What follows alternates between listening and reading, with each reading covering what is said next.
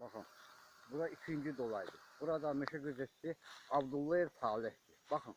Heç bir əsası olmadan, heç bir damğası olmadan vərəs ağacıdır. Vəhşi kəslər istismar olunur çayın içində.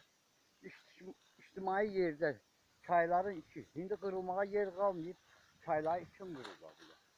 Bakın.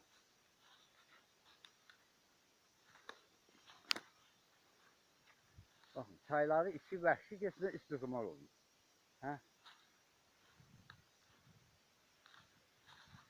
Abdullayev Talihin əlindən meşələr dayanmadan vəhşi kəslər. Birinci dolay, ikinci dolay, üçüncü dolay, yeddinci dolay və Eskirıq meşəsi. Vəhşi kəslər istismar olunur.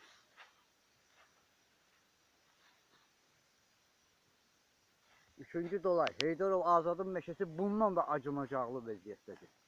Bir qıraqdan günü bugün də orada texnikalar işləyir, 66'lar.